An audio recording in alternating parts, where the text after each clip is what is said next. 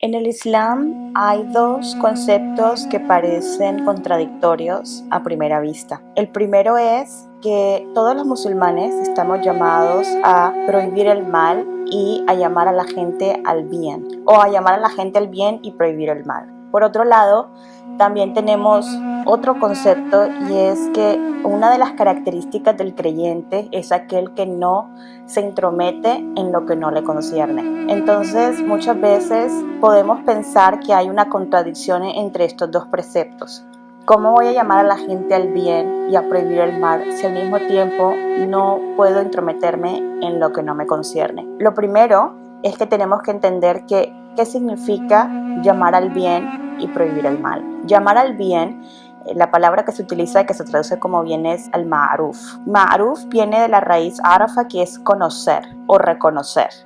Entonces, ma'ruf es algo que es reconocido, algo que se sabe, socialmente es aceptado, que va con la naturaleza humana, que es algo que la naturaleza humana reconoce como algo bueno, la sociedad reconoce como algo bueno, la religión reconoce como algo bueno, y se hace por el camino conocido. Eso es el ma'ruf. Entonces lo traducen como llamar al buen actuar, al actuar de manera correcta. Si yo tengo una buena intención y estoy haciendo un acto que es bueno y yo siento que tengo que esconderlo y no contárselo a nadie porque de pronto puede ser mal interpretado, entonces eso es algo que no es ma'ruf.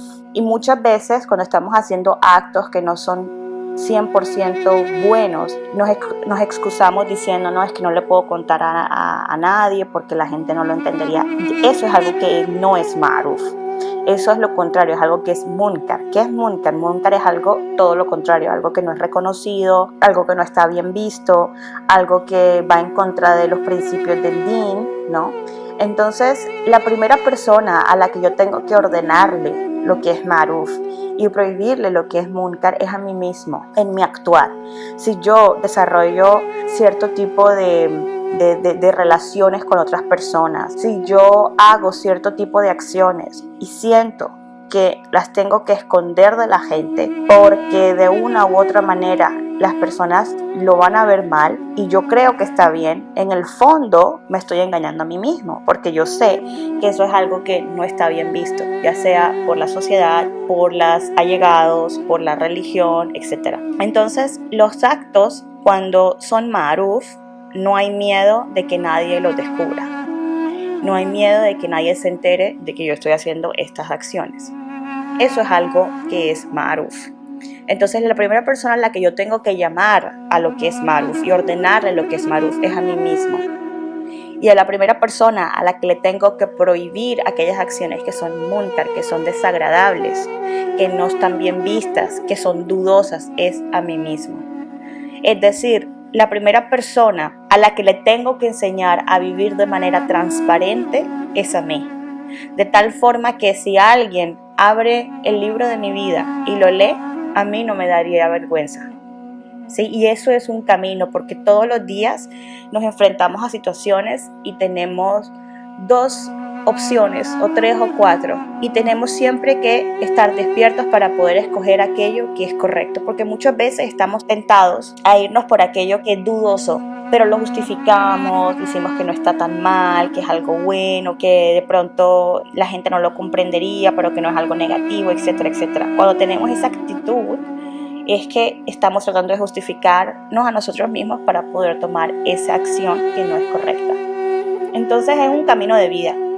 A las segundas personas a las que tenemos que llamar al ma'ruf después de haberlo hecho nosotros mismos o después de hacerlo parte de nuestra práctica constante en nuestras vidas es a las personas más allegadas, es decir, las personas sobre las cuales tenemos obligaciones y responsabilidades. Padres, hijos, pareja, no, la familia, sobre todo los más allegados. Estas son las personas a las que una vez yo tenga esta práctica aplicada en mi vida, las debo siempre llamar a lo que es ma'ruf, sobre todo a las personas menores o a las personas que estamos educando, las personas que están creciendo, a las que le estamos enseñando valores. Es importante que siempre les recordemos tomar las decisiones correctas, tomar las decisiones transparentes, tomar las decisiones adecuadas, tomar las decisiones que son ma'ruf y alejarse de todo aquello que es munkar. Y por último, cuando las personas nos piden consejos, se nos acercan a nosotros, amigos, allegados, y las personas nos piden un consejo sobre qué hacer, qué decisión tomar, o nos cuentan su historia y esperan que nosotros les aconsejemos. Lo correcto es aconsejarles lo ma'ruf y alejarlos o decirles que se alejen de lo que es munkar. Pero en ningún momento vamos a presionar a la gente para que se comporte de la manera que nosotros pensamos que se debe comportar. Eso es errado. Nosotros no tenemos esa obligación de forzar a la gente, ni a aceptar el mensaje, ni a comportarse de una manera, ni a exigirle a una persona, mucho menos juzgarla y criticarla si notamos que está haciendo algo que no es adecuado. No tenemos el derecho de entrar en la vida de las personas a opinar cuando no nos han abierto esa puerta. Y ahí viene esa parte que una de las características del creyente es que se mantiene alejado de lo que no le concierne. ¿Y cómo nos mantenemos alejados de lo que no nos concierne? Primero, no hacemos el deporte nacional, que es sentarnos a hablar de la vida de los demás. Sentarnos a hablar de la vida de los demás, aunque no estemos hablando directamente con esa persona, es intrometernos en lo que no nos concierne. Es quemar tiempo y energía criticando, juzgando, burlándonos de una persona que está pasando por una situación difícil o que está confundida. Entonces eso es súper importante.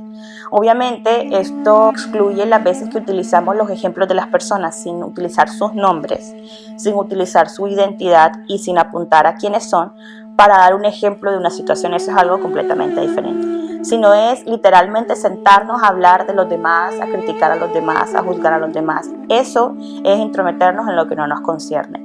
Segundo, el llegar a la vida de una persona y decirle, oye, tú estás haciendo esto mal, tienes que hacer esto, tienes que vestir de esta manera, tienes que actuar de esta manera. Eso está completamente en contra del Islam.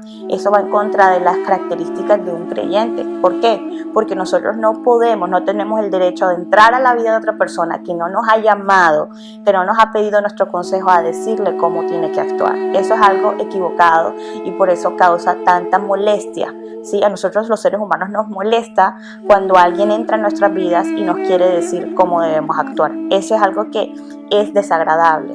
Entonces, pues lo correcto es mantenernos alejados de ese tipo de actitudes. Lo correcto es mantenernos transparentes en ese tipo de actitudes, respetar a las personas, respetar sus decisiones, respetar sus gustos, respetar a las personas y respetar sus vidas.